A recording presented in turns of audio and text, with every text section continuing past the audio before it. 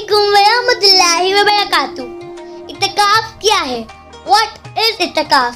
दूसरे सीखों में आज आपको बताया जाएगा इत्तिकाफ के कुछ अहम रूल्स, इत्तिकाफ के कुछ अहम शराइत, द रूल्स ऑफ द इत्तिकाफ।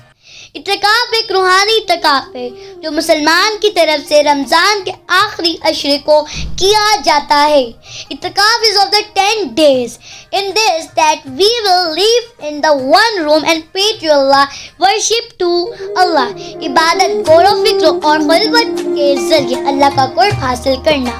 इत्तिफाक करने के चंद अमूमी असूल और हदायत ये हैं। I will tell you some important things. Number 1 is नियत, mean intention, नियत intention। इत्तिकाफ के लिए एक ख़ास नियत की ज़रूरत होती है। For इत्तिकाफ we need a special intention। इसलिए रमज़ान के आखिरी अशरे में अल्लाह का कुर्ब हासिल करने और इबादत में मशगूल होने के लिए इत्तिकाफ की नियत करनी चाहिए। इत्तिकाफ रमज़ान के आखिरी अशरे और रातों में मनाया जाता है, किया जाता है। इत्तिकाफ is celebrated is doing on the last 10 days। इन 10 days में एक रात आती है, वो होती है लैलतुल क़द्र। इस रात में अल्लाह ताला ने हमारे प्यारे नबी हज़रत मोहम्मद मुस्तफ़ा सल्लल्लाहु अलैहि वसल्लम पे अल्लाह ताला ने कुरान पाक नाजिल किया।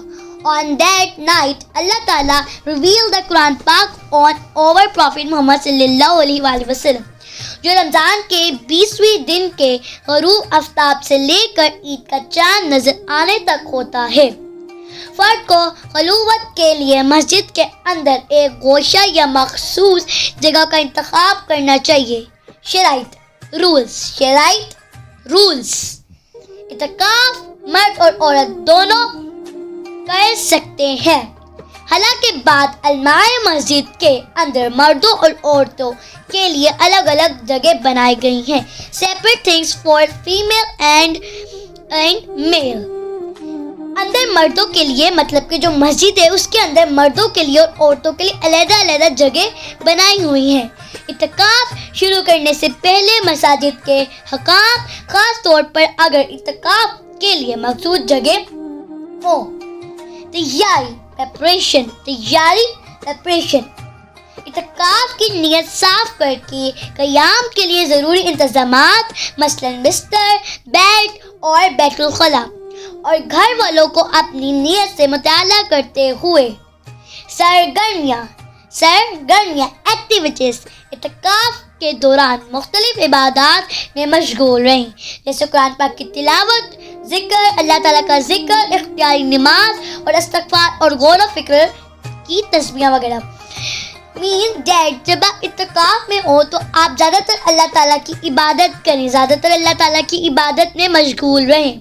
ख़ुलाफ़ात से बचें कि ज़्यादा जब आप इत्तिकाफ में हो तो किसी से ना मिले और बातें भी किसी से ना करें, किसी से बात भी ना करें और ना ही किसी से मिले।